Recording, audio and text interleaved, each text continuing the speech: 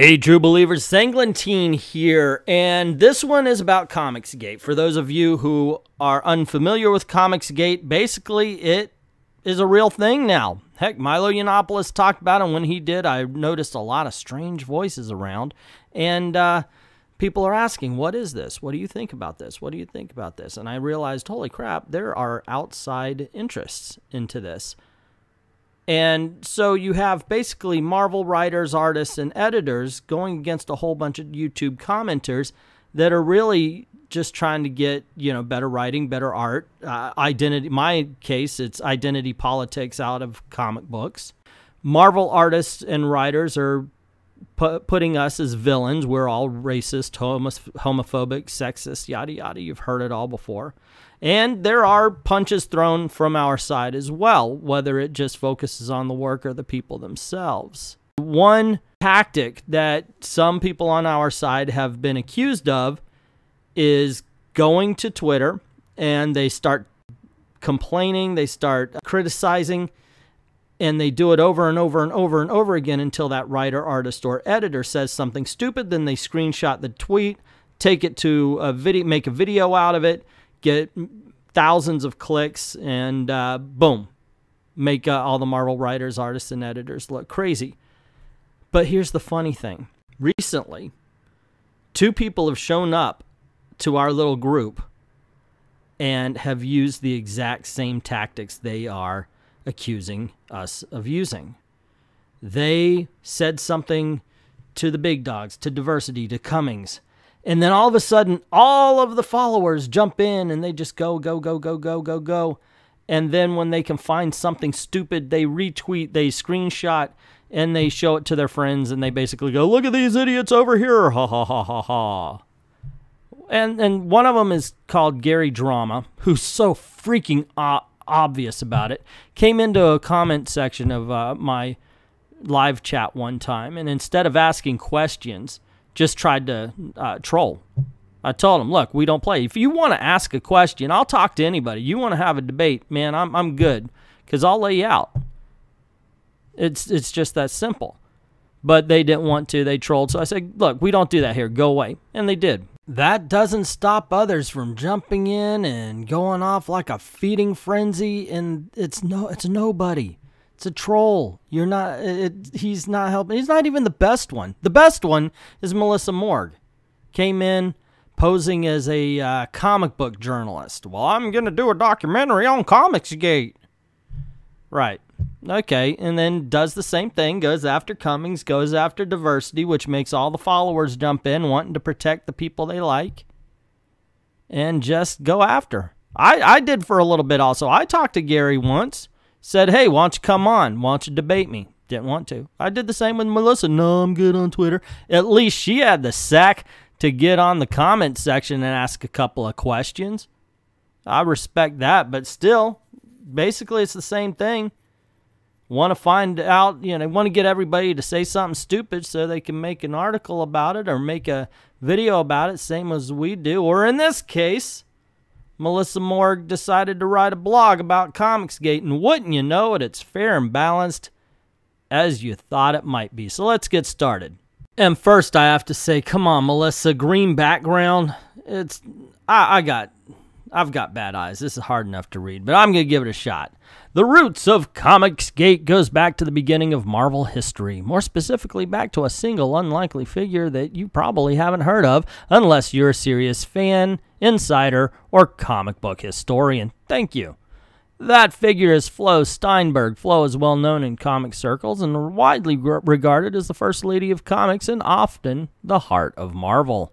She was one of the original Marvel staffers, Stan Lee's secretary, a plucky feminist, go-getter, and the original glass ceiling breaker. By all accounts, Flo was one of the more interesting figures in comic book history. If you would like more information about her, there's a beautiful obituary on MarvelComics.com. Okay, I have nothing against her right here.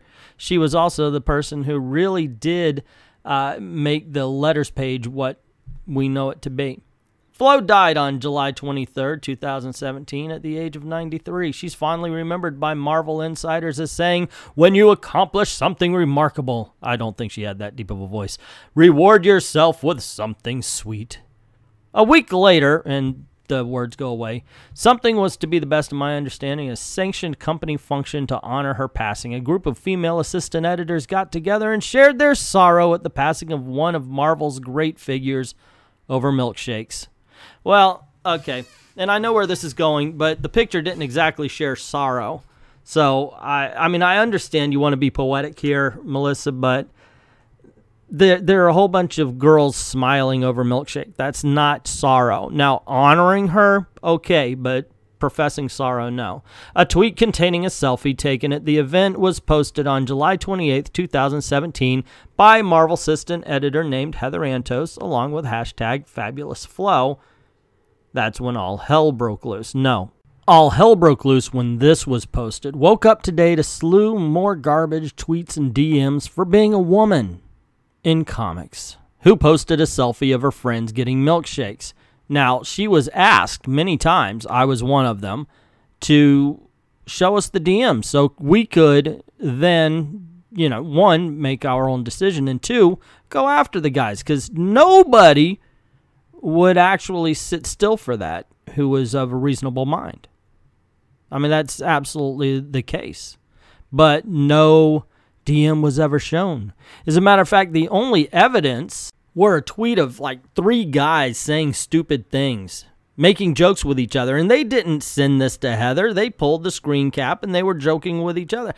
Someone had to go and find what these kids were saying, and then all hell broke loose. And if you dared to ask for any proof, you were labeled a sexist. You were labeled a non-fan, and lines were drawn. Looking in from the outside, what happened next was weird, unexpected, and seemingly random. Almost immediately, Antos found herself dragged under riptide by a social media tidal wave of the most disgusting sexism, misogyny, libel, and hate you can possibly imagine. Citation needed. Angry tweets and direct messages came from everywhere, asking for evidence. Hey, okay, I'm on your side, but where's the evidence of this? You're hateful sexist, go away. There were accounts of threats being made, and even weeks later, pornographic memes were still being tagged against her. Well, okay, we had in our group some people posting pornographic memes. They weren't tagging her against her profile, but they were definitely posting them. Let's see, the support for Heather in the larger community was overwhelming. The comic book world, understanding what they were seeing, railed behind her, as did the general public, except for they weren't seeing anything that night, because all anybody was saying was, where? Show us where. Wait, these 3 kids? These 3 kids saying, well, the one in front is doable? That's the hate and libel? Give me a freaking break. Now, you give Twitter time, and it's going to come up with the most disgusting behavior in the world. But that night, none of that happened. And Make Mine Milkshake trended for 3 days in support of Antos. Marvel was in a state of mourning. They had just lost one of their own, someone who, according to sources inside Marvel, was regarded as a grandmother figure, especially to the younger members of the team. Someone who had been a mentor and bringer of cheer. Not to the people in those pictures, unless they're older than I am. She left Marvel in 1968. While there are controversial elements to Comicsgate, nobody disagrees on what Flo Steinberg was to the history of Marvel and the comic book industry in general. I will take umbrage with anyone on this side who says that she was not an effectual member of Marvel Comics in the beginning. The Marvel Age, I mean. So imagine how confusing something like that must be if you were to experience it. You're on Twitter mourning the loss of your... It's not a mentor. Once again, she had left Marvel and was not a member. She went to do Big Apple's comics. Idol, maybe? Okay, but mentor, no. You worked with and loved, and nobody there worked with her. So, once again, gosh, this whole sentence just needs to be deleted, Melissa.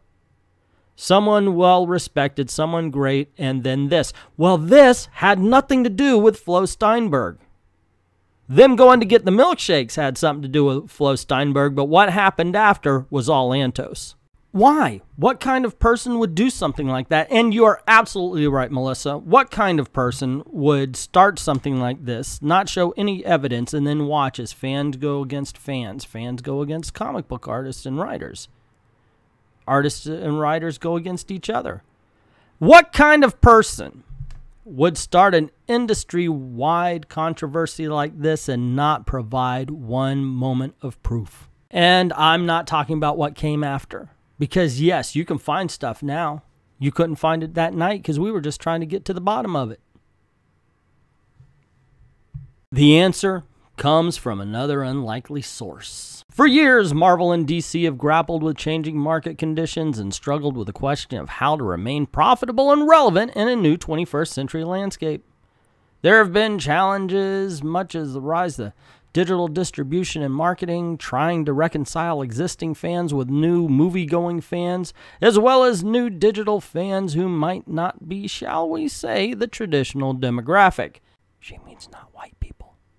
Simultaneously, against this rocky landscape of change, there has been a movement slowly growing in the seedy underbelly of the internet. It's an unexpected coalition of sincere but disaffected comic book fans, older gamer-gators, middle-aged edgelords, crazy ex-military types, and white nationalists who have a bone to pick with just about everybody. Okay. I guess. Except for the seedy underbelly. I came in through YouTube's front door, lady. I don't know what you're talking about. Seedy underbelly of the internet. No, we're here. Now, I've met some edgelords here, and we do have a couple of crazy ex-military types. As far as white nationalists who have a bone to pick with just about everybody, I don't know about that. But I also do know that by adding that to the end, who have a bone to pick with just about everybody, you're saying that all of us have a bone to pick. So, you know, that's not right at all. Their cause is described by the people involved as a rebellion against identity politics. Hey, that's my part. In comics, but also social justice, liberalism, and the notion of social equity as a whole. These people have been on the proverbial warpath, aiming at the comic book industry for some time, and although the top two leaders in the circle, the ones responsible for the bulk of harassment, emerged only recently, the roots of this culture began taking hold as early as 2012 on comic book message boards, or about the same time the birther movement began to gain steam.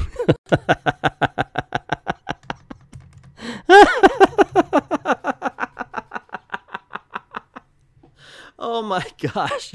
Stretch. Okay. That is I'm sorry, but this is actually the first time I really read into this. Like I skimmed it, somebody told me, and I thought, you know, if I'm going to do a video if I'm going to do a video about this, it's best if I read it and basically get a first reaction. You know, I kind of like to do that bit. God bless Doug Ernst for being able to write stuff, you know, like that. And I prefer the more visceral reaction of it. You're trying to tie this to the birther movement. God bless you. God bless you for that. Wow. You know, brava. It's freaking ridiculous.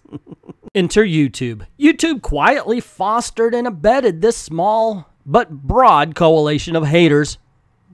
Haters, I tell you, turning it into a monster.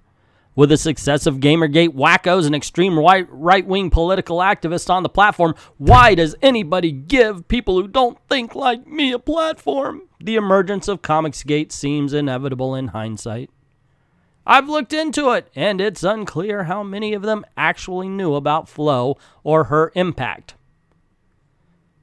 I don't know how it's even possible to overlook the existence of a tag like Fabulous Flo a week after her death. Unless we're talking people who are not the people I mentioned initially. You remember serious fans, industry insiders, or comic book historians? Nope, just guys who turn rage into money. Well, once again, well, I can speak for myself. Yes, I know about Flo, but it was not about Flo. It just wasn't. No matter how much you try to make it about her, it was about the lack of evidence and people calling you sexist when you asked for it. That's what happened on Make Mine Milkshake Night. After that, like I said, Twitter will bring out the dumbasses. But for that night, that's what it was about. Before the day of the milkshake incident, they were already trashing comic books such as Captain Marvel, the Unstoppable Squirrel Girl. I thought it was unreadable. Spider-Gwen, Gwenpool, Thor, Ms. Marvel, Iceman, anything written by Dan Slott, and pretty much Marvel's entire catalog of diverse characters. Actually, pretty much Marvel's entire catalog. You know, you try to be racist by pointing out all the diverse characters there, Morgue, but nope, all of them. Even DC titles such as Batwoman, shock, she's a lesbian, have come under the gun. Citation needed. I know we've given it good reviews here. The purveyors of Comicsgate narrative want you to believe that it's not about hating diversity, and it isn't, but that they are only interested in combating mediocrity in the books they read. They don't do hate per se as much as they're very concerned about the overall quality of comic books and the content. They want to make the industry a better place where Marvel and similar companies can tap into huge markets of people who no longer read comic books. At least superficially, that sounds like a reasonable argument, even a compelling one. Who wouldn't want better comics? The argument appeals to the more sincere instincts of most comic book fans, which is why it's framed this way. It's framed this way because that's the truth. No matter what kind of spin they would like to put on it, Marvel has become incredibly prejudiced and borderline racist and sexist and homophobe. Everything they say that we are, they have become. I'm sorry if I'm not impressed anymore by the fact that women, gay people, and people of color can do things. We've seen them do things forever. It's not time to have more, it's time to have better, regardless of race, religion, sexual orientation, or gender. But let's be real about this. Well, you know what? You haven't been real so far, so I guess trying something different is always nice. There are plenty of mediocre comic books about straight white men that these guys don't even talk about. It's because they're mediocre, not bad. Mediocre is boring. Bad is exciting. Nobody wants to hear a review that goes, meh. Even now, as the movement has grown and more channels are covering more things, they still generally don't cover them, like ever. And who's ever heard of fixing an industry by lobbing sexist, homophobic attacks in the general direction of anyone involved? Well, you know, considering I'm the one that said, hey guys, why don't we go after the work and not yell out, you know, homosexual or homophobic and, you know, racial slurs or sexist slurs, I guess I could be on this side because I've said that before. They can't fight us on the truth. So all they can do is call us names like Melissa is doing right here. And if we don't do any of the things that they're saying we do, then they have to fight us on the battlefield of ideas, and they cannot win there. That's why this entire article is incredibly lopsided. And that's why they fish for trolls rather than just have a good old-fashioned conversation debate, because it's a lot easier to get somebody to say something stupid and then write up something like this than to actually talk. Their criticism are almost always centered on diverse Marvel titles, but Valiant's Faith, Image's Saga, IDW's G.I. Joe, as well as smaller indies like Black Mask's Black and Queer Comics' Pride have been added to the list more recently. See, and right here, this is another problem with the blog/article, is because you don't ask why. And most of this is not because of anything going on in the pages. IDW's G.I. Joe came under fire not just from this side of the fence, but from everybody because of the creator's politics. The fact that he's a jackass, that he tried to co-opt mourning 9/11. Black, that dude's fucking racist. And his book is racist. Just go see Just Some Guy's takedown of Black and you'll absolutely know what we're talking about. And then you got Queer Comics' Pride, and, oh, what is his name? The guy with the glasses. Anyway, yeah, he's just a turtle dick to everybody as well. Now, Saga, that had leftist politics that made my liberal brother gag. And as far as faith is concerned, we don't really review faith very much here because it's blah, it's average. And we're not the type to go, hey, George, look, I'm calling a fat girl fat. She's eating a Snickers. Isn't that fat? That's a funny joke. No, I mean, you know, a good story could be a good story. And the first one, Hollywood and Vine, fine. But her regular series has just been dull. Naturally, it's not really all that difficult to see why people think that the writers and artists and editors at Marvel Comics are bigots, even if you intentionally ignore or turn a blind eye to their bad behavior. Now, she didn't say Marvel Comics. I just added that in because not only do you see this tweet right here, but Mark Waid actively called for violence for somebody going to a Comic-Con. Speaking of bad behavior, let us turn back to the day Heather Antos committed the unspeakable crime of leaving an innocent memorial tweet in order to honor a beloved mentor, not a mentor, and friend, not a friend. By the time the current coalition of big names in Comicsgate community had solidified with their secret Facebook groups. Do we have secret Facebook groups? You know, they have to be secret because I don't know of any. And multiple unlisted Discord servers. Why can't people have private conversations? Not like Mark Waid is inviting us over to talk, lady. Come on. Get with it here. They were able to coordinate a premeditated and well-organized attack on Antos, others members of the Marvel. I think you did a little bit of an editorial mistake here. Alrighty. The videos appeared almost simultaneously. You know, everybody was talking about it. That was the thing to talk about it. Sure, it's okay. Sometimes within minutes of each other. Yeah, sometimes we do step on each other's toes. And soon after, just after the initial... Oh, come on. Melissa, proofread, okay? The initial scuff began. The tidal wave of hate hit hard as the followers of Comicsgate turned to Twitter to repeat what they had heard. Despite being regarded as good-natured and knowledgeable by her colleagues, Antos was accused of being a diversity hire. She was referred to as an unqualified bimbo and subjected to some truly crass theories involving Jordan White, which shouldn't be repeated in polite company. I don't know anything about the Jordan White thing. The other stuff, yeah, I agree. For a while, it did look like some people were going out and just saying stuff to get a reaction so they can make a video. Comicsgate supporters, is it comic or comics? Because you're going back and forth on this. Supporters even got their hands on a zine Antos created in high school to use as fodder against her. One, if you put something out there, it's up to being criticized. Anybody could take one of my videos and just rail off. So get used to it. Two, if they're going to say she's just a diversity hire, then maybe looking at her earlier works that got her hired is actually constructive.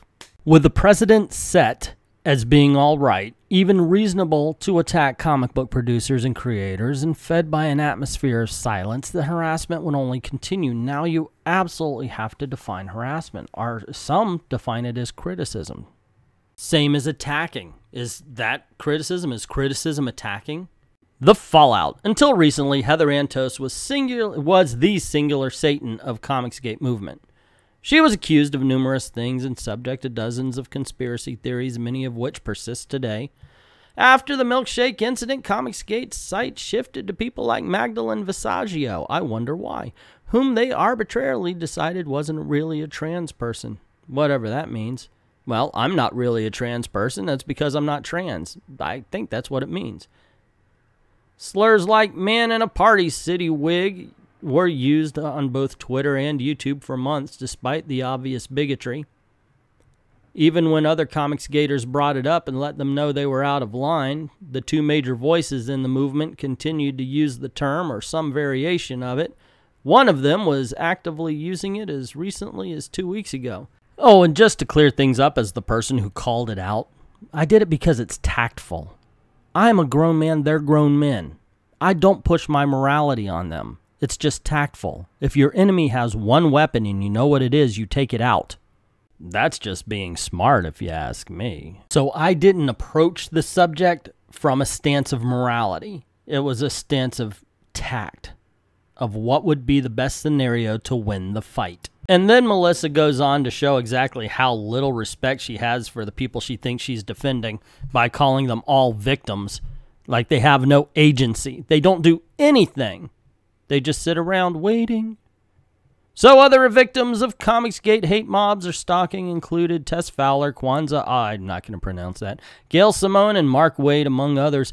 Mark Waid called for violence against people in New York Comic-Con, especially diversity in comics. Kwanzaa gives as good as he gets. Not even journalists are immune from retaliation. Bleeding Cool's Jude Terror or Joe Glass have also been targeted. Yeah, they're pretty much dicks. They're not targeted.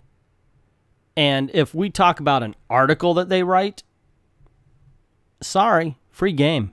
Going forward, bullies don't back down until you face them. And that's why we're doing what we do, Morgue. If you just sit there and take it, you're fun to pick on. That's what we found out. That's why we're speaking up. So expect that it is worse to live with a storm cloud of intimidation than suffer a couple of scrapes pushing it away. Better to suffer the slings and arrows of outrageous fortune.